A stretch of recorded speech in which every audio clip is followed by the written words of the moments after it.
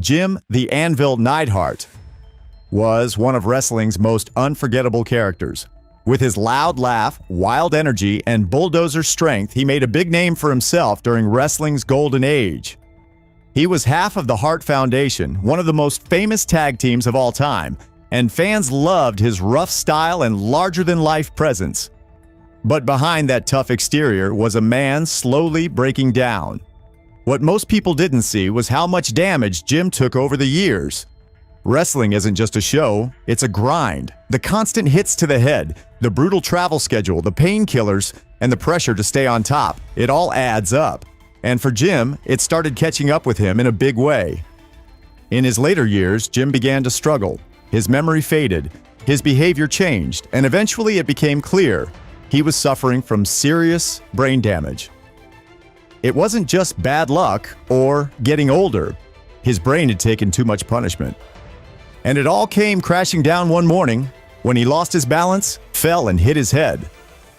That fall turned out to be fatal, but the real cause?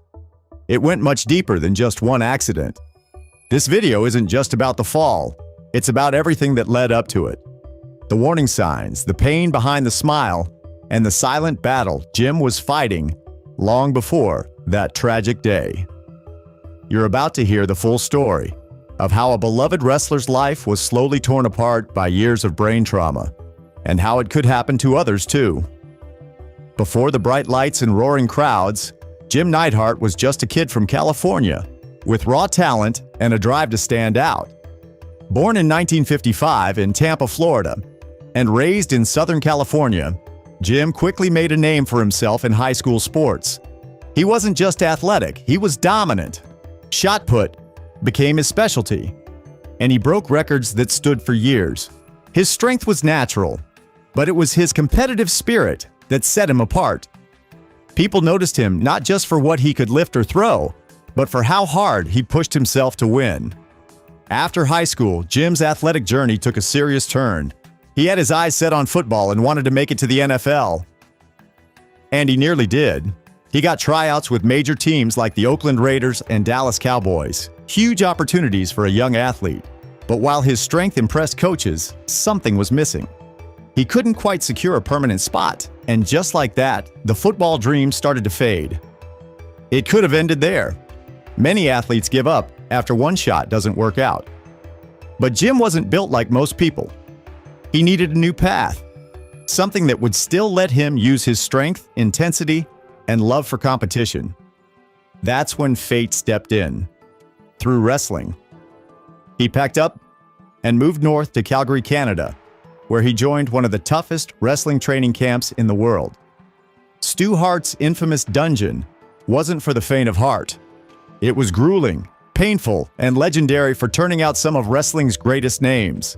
This was where Jim's real journey began. His past in football and track had built his body, but the dungeon would shape his mind for the ring. He was about to enter a world that would give him everything he ever wanted and take more than he ever imagined. Before we continue with the video and dive deeper into the issues with Jim Neidhart's tragic decline, I'd love to ask for your support. I'm working towards reaching 1,000 subscribers, and your subscription would mean a lot. If you enjoy this content, consider hitting that subscribe button. It really helps. All right, let's get back to it. Leaving football behind wasn't the end. It was the beginning of something far more intense for Jim Neidhart. When he arrived in Canada, he wasn't just looking for another sport. He was chasing a purpose. Wrestling gave him that. Wrestling in Canada was intense, but Jim embraced it. Training under the Hart family wasn't easy, but it shaped him quickly. This wasn't your average gym. The dungeon was a harsh, almost underground world where young men were twisted into future champions. Stu Hart didn't just teach wrestling moves. He tested your limits. Many quit.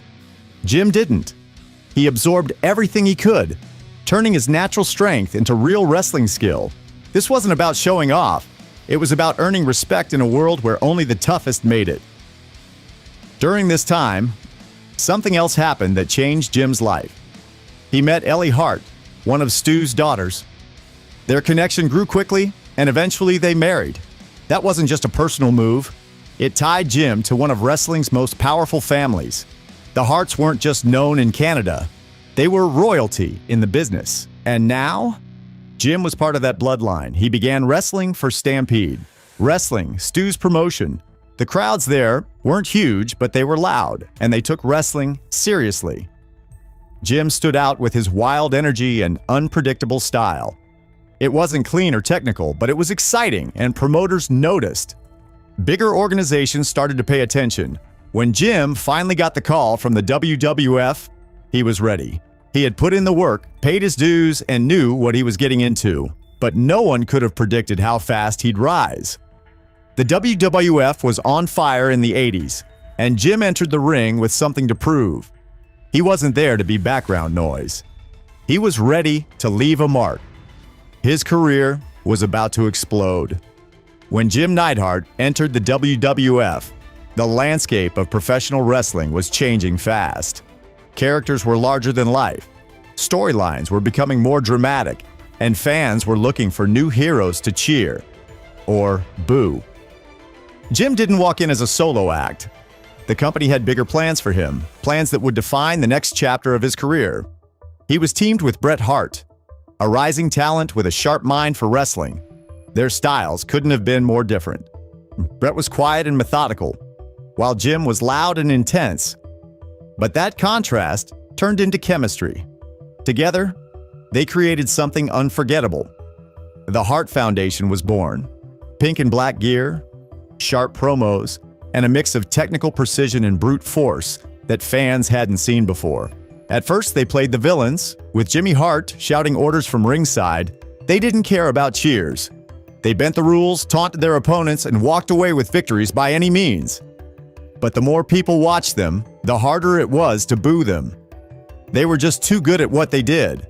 Their matches were hard-hitting and fast-paced. Jim would start things off, using his size to wear down opponents.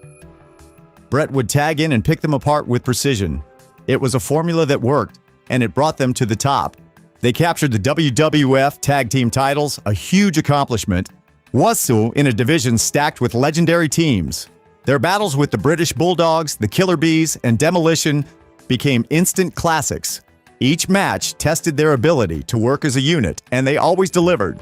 Jim's power plays, like slamming two men at once or tossing Bret into their opponents, gave the team a wild edge. You never knew what he'd do next. Even as the company shifted toward more family-friendly content, the Hart Foundation kept evolving. They eventually turned into fan favorites, dropping Jimmy Hart and standing up for fairness in the ring. This wasn't just a storyline twist. It reflected how much the audience had grown to respect them. What made their partnership special wasn't just how they wrestled. It was how they complemented each other. Bret's calm, strategic approach needed Jim's fire to truly shine. And Jim, for all his chaos, found stability in Bret's presence. Together, they became more than just a good tag team. They became one of the all-time greats. Off camera, the bond was just as real. They traveled together, trained together, and had a shared sense of purpose. That connection translated into their performances and kept them united through intense schedules and creative shifts behind the scenes. When their run as a tag team ended, it wasn't because they failed. It was because they had already reached legendary status. Bret went on to pursue singles glory, while Jim explored new alliances and roles within the company. But no matter where they went, fans always remembered the pink and black attack, the wild powerhouse and the technical genius who brought out the best in each other. The Hart Foundation wasn't just a highlight in Jim Neidhart's career, it was his legacy. It proved that he could be more than muscle, more than a backup. In those years as a tag team partner, Jim Neidhart became a name wrestling fans would never forget. As Jim Neidhart's wrestling career moved into the 1990s, the pace that once fueled him started to wear him down. The intense physical demands, the constant travel, and the heavy toll of performing night after night had begun to catch up. Behind the scenes, things were changing, not just in the wrestling industry, but in Jim's personal life too. For years, he had pushed it through injuries, hiding pain with a mix of toughness and painkillers. It was the unspoken rule in wrestling: show up perform. Don't complain. But that mindset came with consequences. Years of head trauma, hard landings, and little time to recover started leaving lasting effects. Jim, like many of his peers, began to struggle with the aftermath. His behavior off-screen became erratic at times. Friends noticed mood swings, forgetfulness, and moments where he just wasn't himself. What looked like aging or stress was actually something deeper. The years of collisions in the ring had left damage that no one could see, but the signs were there. He just didn't know what to call it yet. Substance use became a way to cope. Painkillers were common in the wrestling scene during that era, and Jim wasn't immune. Trying to manage physical pain led him down a path that blurred into personal troubles.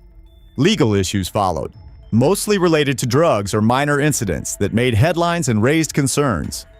Each one was a reminder that something was wrong, but the root cause remained hidden. Family life also felt the strain. He had children, including his daughter Natalia, who would go on to become a WWE star in her own right. While he loved his family deeply, his personal battles created distance and confusion. Those closest to him saw the changes. They saw the man they loved become someone they didn't always recognize. Even attempts at comebacks in the wrestling world didn't stick. His appearances became fewer and more scattered. Sometimes he was brought back for nostalgia. Other times he vanished completely. He was still Jim the Anvil Neidhart on the outside, but something inside him was slipping. By the early 2000s, it was clear that Jim was fighting more than just old injuries. Doctors eventually diagnosed him with signs of early-onset Alzheimer's disease. It was a devastating confirmation. The memory loss, the confusion, the mood changes. It all began to make sense. But the diagnosis didn't make it easier. It only confirmed that years of physical trauma had left a permanent mark. Wrestling fans had watched Jim grow from a powerhouse performer to a struggling former star. Many didn't know what was happening. They saw a legend fading and assumed it was just time catching up. But those who looked closer knew the truth. The man who once charged into the ring with endless energy was now fighting a silent, invisible enemy. Alzheimer's wasn't the only problem, but it became the most obvious one. Jim's health began to decline more quickly. Simple tasks became harder. Conversations became confusing. The strong, loud personality that once filled arenas now found it hard to focus or remember things from the past. What hurt the most was that Jim had always been larger than life, and now life itself seemed to be slipping from his grasp. It wasn't a storyline, and it wasn't something he could power through. This was real, and it was tragic. By the time Jim Neidhart reached his early 60s, his condition had worsened significantly. The man who once filled arenas with his energy and strength now needed help with basic routines. His mind, once sharp enough to remember complex matches and wild road stories, was slipping further into confusion. Everyday life had become a challenge. At home in Florida, his family did their best to care for him.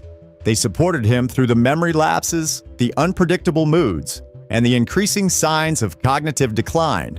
There were good days, moments when a smile or a laugh would remind them of the old Jim, but those moments were getting rarer. Most days were a quiet struggle. Despite the growing health concerns, Jim still tried to maintain some independence. He enjoyed being outside, spending time in the backyard, and keeping a sense of routine. But on August 13th, 2018, everything changed. That morning, Jim was reportedly walking around the home when he suddenly suffered a seizure. His wife, Elizabeth, said he had been dealing with seizures for months, a side effect doctors linked to his neurological issues. The seizure caused him to fall violently, and when his head struck the ground, the damage was fatal.